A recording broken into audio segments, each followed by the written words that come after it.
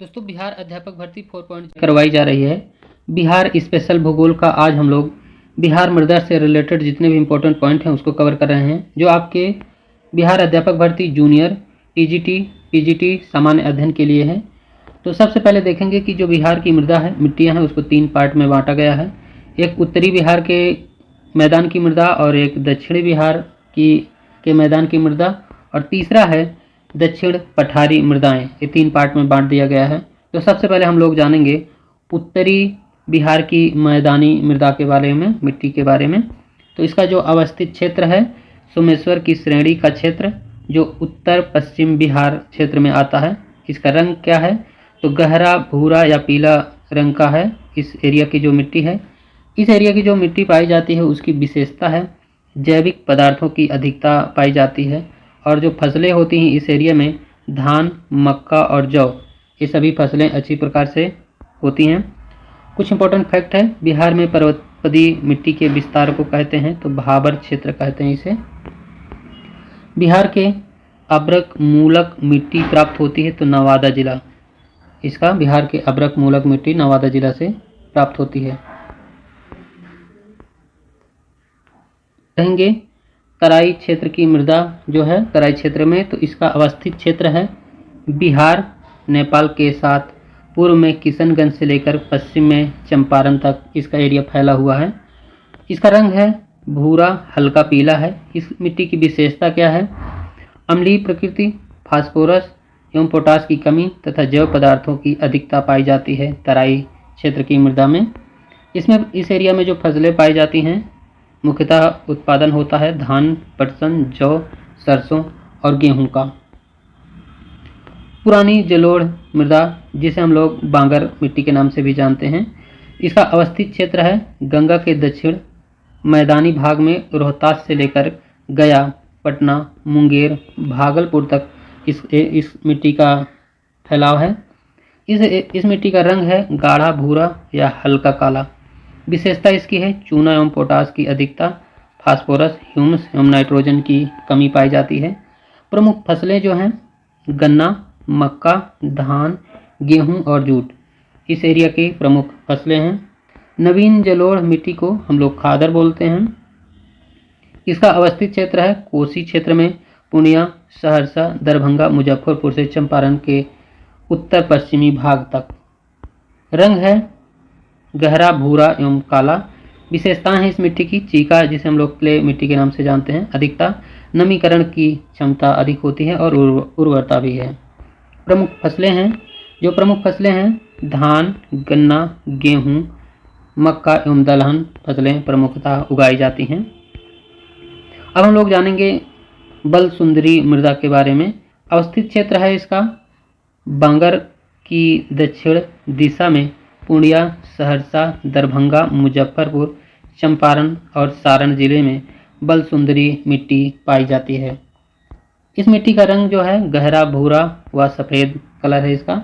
इसकी विशेषता यह है कि इसमें अधिकतम चूने की अधिकता पाई जाती है, क्षारीय प्रवृत्ति है और कम उर्वर है, उपजाऊ भी कम है। प्रमुख फसलें हैं धान, गेहूं, मक्का, गन्ना, तंबाकू, आम, लीची और केला। इस एरिया में सबसे ज़्यादा यही फसलें उगाई जाती हैं। अब हम लोग जानेंगे दक्षिण बिहार की मृदाएं के बारे में। तो इसमें ये अवस्थित क्षेत्र है गंगा के दक्षिणी एवं सोन, किऊल व फाल्गु नदियों के किनारे। इसे कगारी मृदा भी कहते हैं। तो इसका जो रंग है भूरा है। इसकी कुछ विशेषताएं हैं, जो चूने की अधिकता है, इस मिट्टी में चूने की अधिकता पाई जाती है। प्रमुख फसलों में सरसों, जौ, दाल, मक्का एवं विभिन्न सब्जियां इस मिट्टी में उगाई जाती हैं। अब है टाल मृदा के बारे में। टाल मृदा अवस्थित क्षेत्र है इसका बक्सर, मुंगेर, पटना, भागलपुर जिले टाल मृदा से रिलेटेड हैं। इसका रंग है धूसर रंग है इसका, और विशेषता है इसकी विशेषता है जलमग्न क्षेत्र है। दोमट व चीका मिट्टी मृदा की प्रधानता, मोटे कणों वाली मृदा होती है। प्रमुख फसलें हैं इसकी, फसलों में रबी फसल एवं दलहन फसलें हैं, प्रमुख फसलें उगाई जाती हैं इसमें। अब हम लोग पढ़ेंगे करेल केवाल मृदा के बारे में। ये बहुत इंपॉर्टेंट फैक्ट है, इसे जानना अति आवश्यक है। दोस्तों वीडियो को स्किप नहीं कीजिए। अवस्थित बक्सर, जहानाबाद, रोहतास, मुंगेर, भोजपुर, पटना, भागलपुर और औरंगाबाद क्षेत्र में करेल या केवाल मृदा पाई जाती है। रंग इसका पीला व गहरा भूरा रंग इस मिट्टी का है। इसकी विशेषता है सिल्ट, बालू एवं क्ले का मिश्रण है। करेल मृदा क्षारीय, केवाल मृदा अम्लीय क्षारीय, जल ग्रहण करने की क्षमता अधिक है, इसमें उर्वर भी है। और इसमें इसकी प्रमुख फसलें हैं। प्रमुख फसलों में गेहूं, धान, बाजरा, अरहर। अवस्थित क्षेत्र है इसके गंगा की मैदान की दक्षिणी सीमा, छोटा नागपुर पठार की उत्तरी सीमा के मध्य का संकीर्ण पट्टीनुमा क्षेत्र। रंग इसका पीलापन के लिए हुए लाल रंग। विशेषता है इसकी अम्लीय प्रकृति और कम उर्वरा। प्रमुख फसलें हैं इसमें इस एरिया में जो आलू, ज्वार, बाजरा और अरहर उगाई जाती है। परीक्षा की दृष्टि से और कुछ है, बिहार में पीडमोंट स्वैम्प मिट्टी पाई जाती है। ये इंपॉर्टेंट फैक्ट है, एक क्वेश्चन बनता है इससे। तो ये पश्चिमी चंपारण के पश्चिमोत्तर भाग में पीडमोंट स्वैम्प मिट्टी पाई जाती है। मुजफ्फरपुर, दरभंगा, चंपारण जिलों में पाई जाने वाली मृदा है तो नवीन जलोढ़क मिट्टी पाई जाती है, जो मुजफ्फरपुर दरभंगा क्षेत्र में है। अब हम लोग पढ़ेंगे दक्षिण के संकीर्ण पठारी जो मृदा है। इसका अवस्थित क्षेत्र है रोहतास और कैमूर जिला, इन दोनों जिला में पाई जाती है। इसका रंग है जो लाल व पीला रंग है। लाल बलुई मृदा है ये। इसकी विशेषता है कि बालू की अधिकता है, ह्यूमस की मात्रा है और कम उर्वर है ये मिट्टी। और जो प्रमुख फसलें उगाई जाती हैं बाजरा, मक्का और ज्वार, ये फसलें उगाई जाती हैं। लाल व पीली मृदा अवस्थित क्षेत्र है दक्षिण पूर्व बिहार।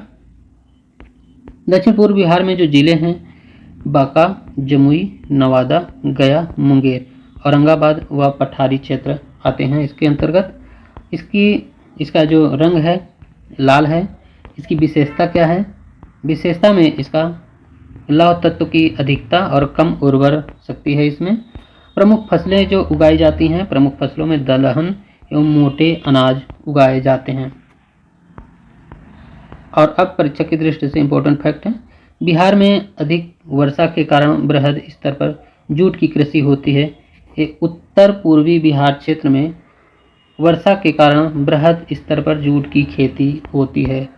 बिहार के लगभग 90% क्षेत्रफल पर विस्तृत मृदा है। ये जलोढ़ मृदा है। धान तथा जूट हेतु उपयुक्त मृदा है, खादर मृदा है ये। बिहार का दाल का कटोरा कहलाता है मोकामा टाल। इम्पोर्टेंट फैक्ट है। प्रमुख फैक्ट है, पुराने बिहार की कितनी प्रतिशत जमीन लेकर झारखंड राज्य का गठन हुआ था?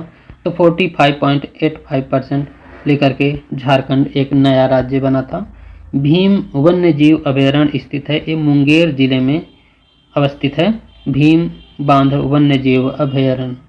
बिहार का अधिकांश भाग आच्छादित है, तो कछारी मिट्टी या दोमट मिट्टी से बिहार का अधिकांश भाग आच्छादित है। बिहार में दामोदर नदी प्रवाहित होती है ये भ्रंश घाटी में। और आज ये टॉपिक हमारा बिहार की नदियाँ, गंगा नदी और ये सारी जितनी भी नदियों से रिलेटेड एक एक फैक्ट आपको प्रोवाइड किए जाएंगे। दोस्तों इसके पहले वाले जो TRE 2.0 और 3.0 के अगर आपने वीडियो ना देखे हो तो उन्हें ज़रूर देखें। और आपका जो नेक्स्ट वीडियो होगा ये सारी नदियों से रिलेटेड, उत्तर बिहार की नदियाँ और दक्षिण बिहार की नदियाँ, जितनी भी नदियाँ हैं सारी नदियों से रिलेटेड जितने भी इम्पोर्टेंट फैक्ट है आपको नेक्स्ट वीडियो में प्रोवाइड किया जाएगा। तो दोस्तों आज के वीडियो यहीं तक। पूरा वीडियो देखने के लिए बहुत बहुत धन्यवाद।